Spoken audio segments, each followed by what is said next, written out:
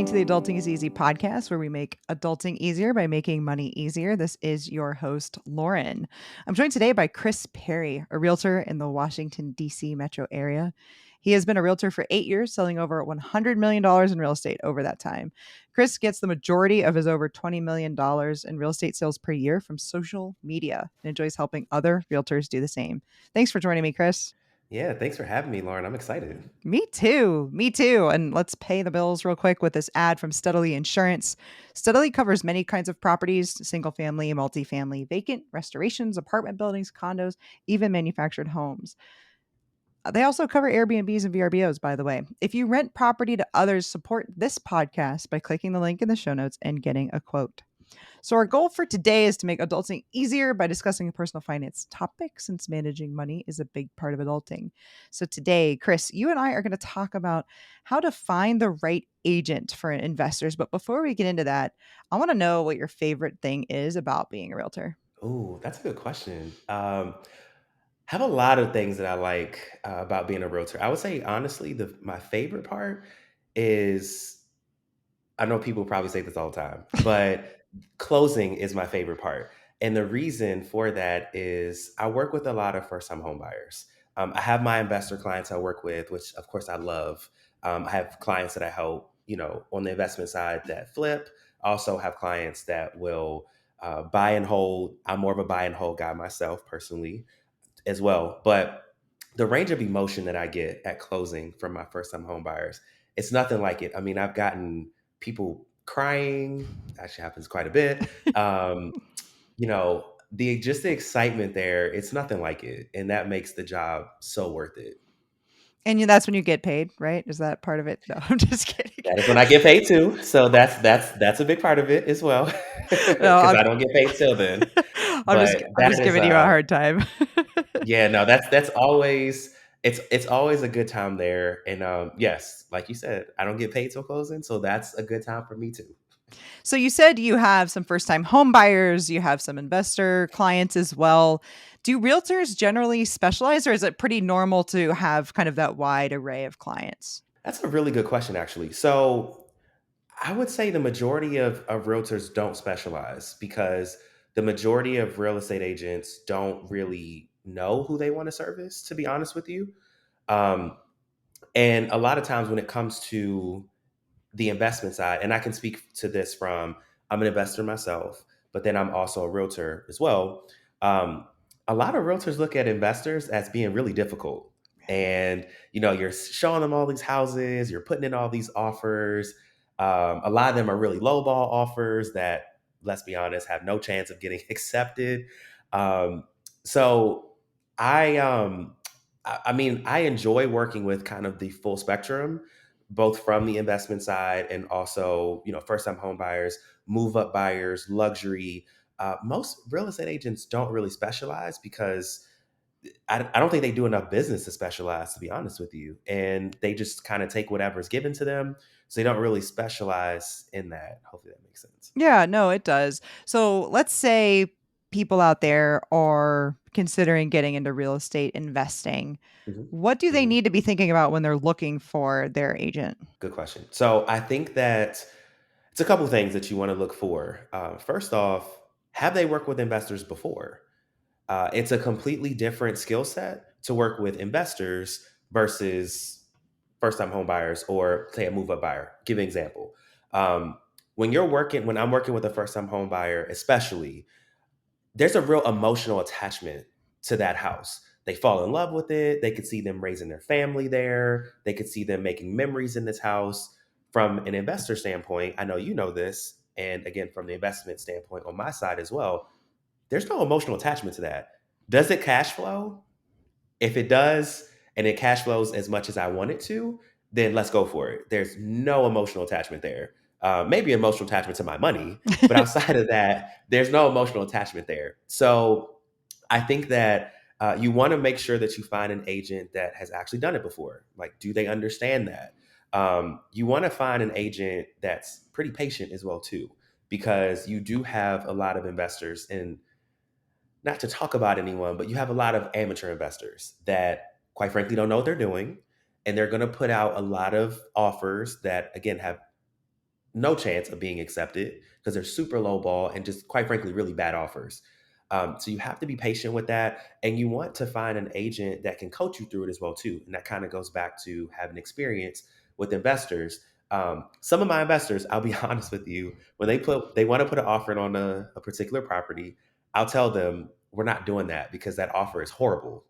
If you're coming in 150 below list price, unless it's a complete dump, we don't have much of a chance of getting that accepted. But I will try to guide them and coach them through. Okay, let's maybe take it up a little bit, and let's make it more attractive to the seller, so that way we can get it accepted. So you want to have someone that again has experience with it, that is patient with you, and that can honestly coach you, especially if you're new. Now, some of my seasoned investors that they've flipped 50 plus homes, they don't really need my coaching.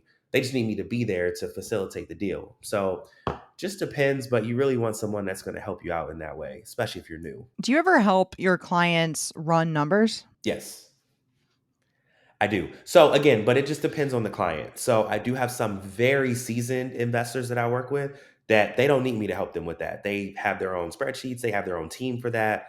They're good to go. But the newer investors, I do tend to help them or at least point them in the direction of how they can run numbers for themselves. That's good. That's what I was wondering too. Do you find deals for investors as I don't know, I'm not a real estate agent. Do you have Mhm. like in your morning routine or something like that where you're looking for deals, you're looking at what's coming on the market, maybe you're looking at what's getting stale.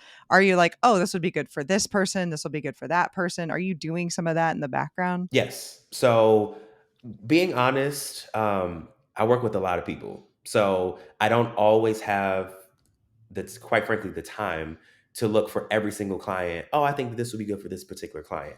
So a lot of my clients do find the properties themselves, but I do if I'm in the MLS and I see a particular property that I think would be good for a particular client, given that I know what they're looking for, I know the areas they're looking for, I know the type of cash flow they're looking for, then yes, if I see it, I will send it to them. And especially too, if I see it with a wholesaler as well, I'll send it to the client. I'm like, hey, what do you think of this one? Do you want to try to go for it? If so, we get an offering. Nice, got it. So, how should investors then literally find the right agent for them? I like that question. There's a few ways. So a lot of the investor friendly real estate agents that I know, they tend to be in investor spaces a lot. So they go to meetups, they go to different investor meetings that we have in the area. So you can find one there. You can always look on social media and you can interview a few from there. Or if you just want to kind of go and look at numbers, all of our as a real estate agent, all of our sales numbers are public record. So if you want to look at, hey, let's look at 5 real estate agents in this area that, sell a good amount of real estate. Let's see if they do anything with investors and let's interview them. So there's a few different ways you can find them. A lot of my clients find me from social media. So they'll reach out from social media and then they'll interview me and then we start working together after that. What are some questions you normally get asked? From investors, um, really just like my track record with investments. Um, I've had some potential clients that have had already, like, we bought this property, we flipped it, but how much you think we could resell it for? Or what do you think the ARV on this property is? Those are typical kind of questions. A lot of it is just my experience and my background with investors. Mhm. And I've seen some of your social media posts. It sounds like people then come back to you for multiple deals. Does that happen a lot? Yes. So most of my clients are repeat clients. So it's funny, I had my company had their Christmas party yesterday. It was at a pretty big club in DC, and there's multiple levels on this club. Just so happened one of my clients was there for her company's party as well, but she just so happened to be on the wrong floor. And I saw her, and she's like, "Oh my gosh, Chris, I love you! Like I've referred all these people to you." And so yes, a lot of my clients are repeat clients. I tend to keep them in my ecosystem. I keep in contact with them. So, if I'm helping them with one deal, one rental, I tend to help them with a lot. I have one client now, I've helped him buy 12 rental properties and they keep coming because they're like, you're our guy. So Yeah. I'm all about relationship in this business. It's not just about money for me. I'm all about relationship. And so a lot of my clients tend to come back. So with the investor clients then, They can obviously ask about track record and things like that, find you maybe from referrals. Obviously, you can be a Mhm. good client to a real estate agent by giving referrals. What else can you do to be maybe less difficult as as an investor? um, I think honestly, just having a define what you're looking for. So, you know, as you know, again, you're an investor, so you understand this, but everybody's criteria for what they're looking for is different. So some people, again, are just they're only flippers. That's all they want to do. They don't want to do buy and holds. Some, like myself, I don't flip too much, but I'm a buy and hold guy. And I know how much I want to cash flow every month. Some of my investors, they only do single families. Others only do multifamily. Others they'll mix and match. So I think the biggest thing is just I think everyone wants to invest, but most people don't have their strategy put together. They're just haphazardly. I want to be a real estate investor. Okay, great. Like, what are you actually looking for? I know some people that just do trailer parks, and that's okay. Like, that's their thing. So, first off, figure out your strategy. What you want to go for, because that makes it a lot easier on us to find properties for you, to put in offers, to get accepted, things like that. Um, Also, you want to get good contractors as well. Like I can help with that. I have good contractors that work with myself on my deals and then also with my clients as well. So putting that team together as well helps quite a bit. But the biggest thing is just having your strategy down because that helps a lot when we're helping you out there. Yeah, so that could mean like I want a duplex about this size in this zip code at this price range, right? That is specific would help a lot. Not I want to be an investor and I'm good with single family, or I would do a duplex or maybe a small multifamily, or actually maybe I want to do mixed commercial residential, right? Like you don't want to hear all that. You want to hear this is what I'm looking for. You don't have to be super specific. So you could say, hey, I want to be in, this probably doesn't mean anything to you, but hey, I want to just be in Montgomery County. It's a county in Maryland. So I want to be in Montgomery County. You don't have to say, like, I want to be in these particular neighborhoods or it has to be this particular home, but hey, I just want to be in Upper Marlboro or I want to be in, I'm sorry, Montgomery County. I want maybe 300 to $500,000 acquisition and I don't want to spend more than potentially 100,000 to fix it up. Great. Perfect. That's all I need. Let's start working. But, again, you have with a lot of amateur investors, and I get it because it's not something that's taught unless you seek it out. I just have investors that when they're first starting, they say, I want to be an investor, and they have no clue what they're looking for. And that makes it difficult on us. Mhm. Mhm. So how long will you work with somebody, or is there like a number of offers? At what point are you ever like this isn't a fit? Yeah. So, I mean, I've had to fire clients before. Um, It's honestly, it kind of gives me pause to go in and work with someone that's like a first time investor. Just because again, like most of the time they just don't know what they're doing. And again, that's no slight or no knock to anyone. I was the same way when I started. I had no idea what I was doing my first deal. But typically want to work with someone that has a little bit of experience because, typically they're not going to have you running around and throwing out 60 offers that have no shot. So I try to really kind of pre-qualify clients before I start working with them. So we have a consultation up front, typically 30 minutes, sometimes a little bit more. They have a bunch of questions, but I get like what their strategy is, what they're looking for. So that way we have a clear understanding up front what they're looking for, how we can proceed. Um, if I just feel like it's not going anywhere and you're really not that serious, because I've had clients like that before, I think they like the idea of investing and not the hard truth of investing. If I see it's going that way, we'll have a conversation, and then if I think that it's not going anywhere, then I'll say, "Hey, I think we just need to find you another agent. I'm probably not the right one for you." That's Okay. happened a few times, not too often. It sounds like new investors can find their agents by interviewing them, asking questions, things like that, but also coming knowledgeable enough. If somebody came to you and they had their criteria all laid out and they had the funding and you could tell they understood their numbers, you'd probably be more likely to take them on, even though maybe you don't normally take on new investors. Correct. Yes, because here's the thing. There is YouTube University you can go to if you want to learn. There's Bigger Pockets. There's all these different places that if you really want to learn, you can go and find out. So you should never go into anything completely blind, especially when you're investing and you're putting up your own money. Well, theoretically, you're putting up your own, at least some of your own money. You should be knowledgeable if you're putting up your own money so you don't lose it. You should never just fully, and again, I think I'm a really great agent, but you should never fully rely on anyone when it comes to your money. You should know something about it. So, yes, if you're new, but you do have that down and you have started researching and you know a bit about investing, then yes, I'm much more likely to take you as a client. What steps other than learning about real estate in general can people take before they talk to an agent? It's a good question. I mean, honestly, the only thing I would recommend on the investment side. Now, if you're looking to buy a home to live in, that's something completely different. You do not have to be completely, you know, on the ball with that. Most of my clients don't know anything about real estate when they come to me, and that's okay because I get it. When you're a first-time home buyer, it's a completely different world.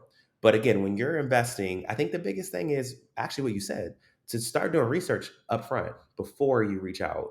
Um, I can help you. Again, it's not a deal breaker if you don't know anything about it, but I would recommend it because when I put my money out, I want to know what I'm putting my money out on personally. I'm not into losing money. I mean, I think we all have lost money. If we do enough deals, you're going to lose money somewhat.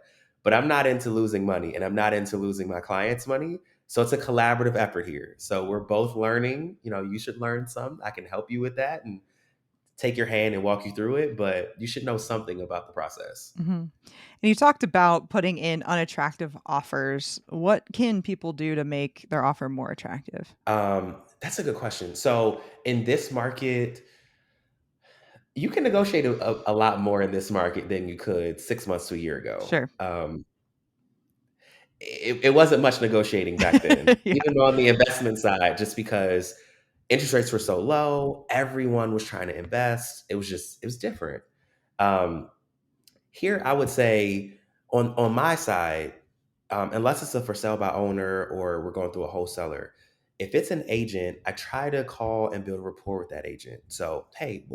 what's the seller looking for? How can we make this deal work? Especially if it's a deal again that it's a house that requires some work, then we can typically negotiate, of course, that property down. Try to build that rapport with the other agent. Um, I mean, try to have as little contingencies as possible.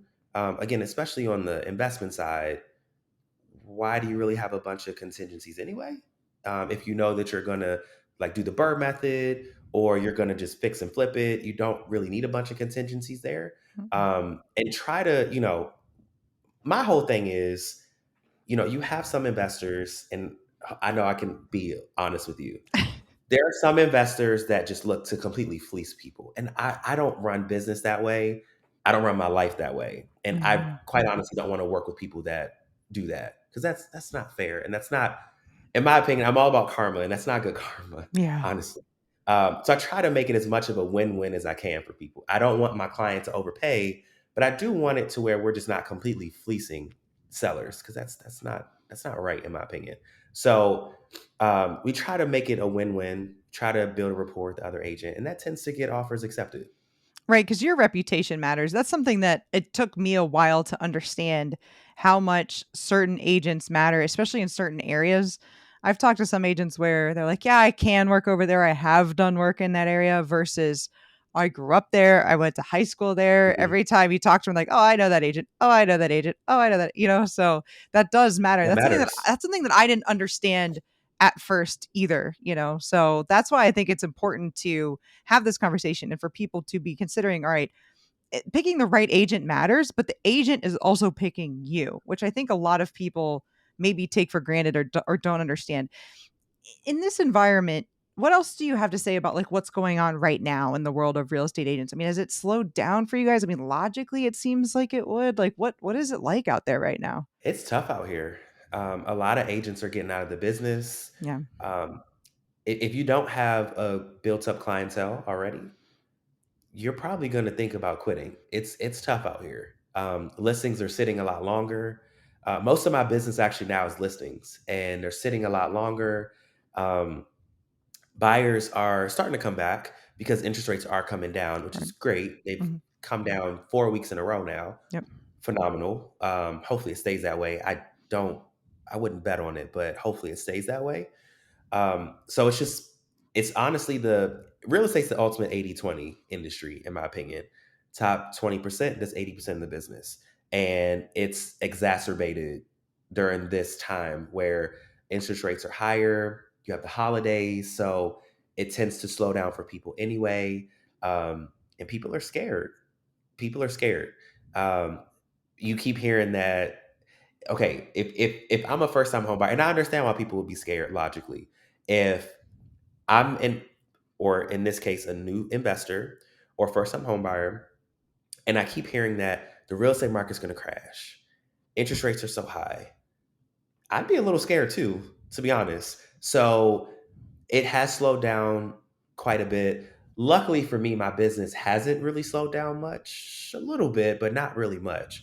But I think that's a testament to, the constant lead generation that I do, social media, and then really kind of tapping into the great clients I've worked with in the past that just, I'm lucky that they refer people to me all the time. So my business hasn't slowed down too much. Nice. So you said you're an investor. What are your real estate investor goals individually for yourself? For me personally, I want to have at least 100 doors.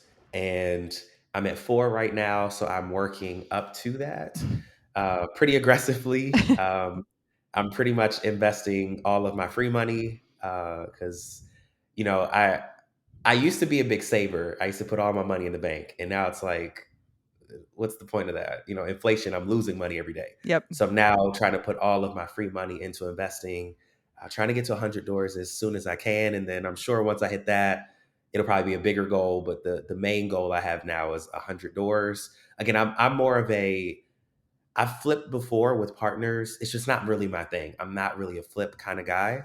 I'm more of a buy and hold. I like the tax benefits you get from it, depreciation, all of those things. I enjoy that more than, fix and flip and I walk away with, 70 grand. That's great, but you have to pay taxes on that. So Yeah. I would much rather do the buy and hold and have that portfolio going there. So that's the goal.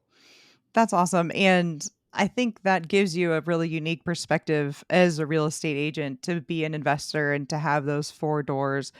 Do you think that it should be a non negotiable for people that their real estate agent has investment properties if they are an investor looking for an agent? Actually, no, I don't think so.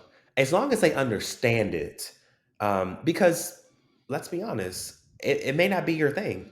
You may be, if I'm a real estate agent, it may not be my thing to invest in real estate. Maybe I want to invest in stocks, or I mean, crypto sucks right now, but crypto or something like that. That may not be your thing. Just because you sell it doesn't mean that you necessarily have to invest in it. So I don't think you have to have investment properties to be a good investment agent, but I think it helps.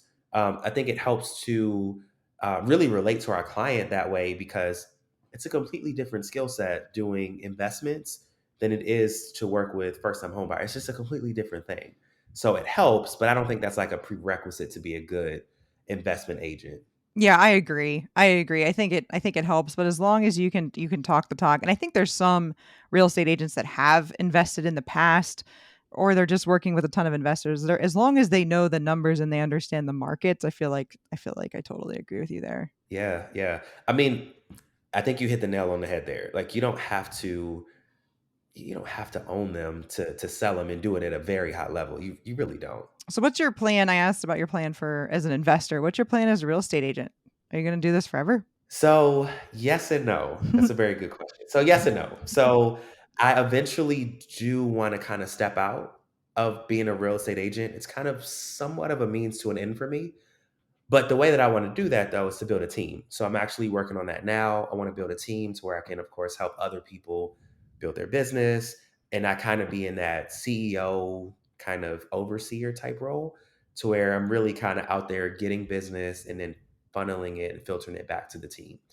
Um, I want to actually expand to different markets as well. So I'm in the DC area right now. I do want to expand to New York, Los Angeles, and Miami and maybe some other cities eventually as well too. But expansion is the big thing for me, and I'm not going to be.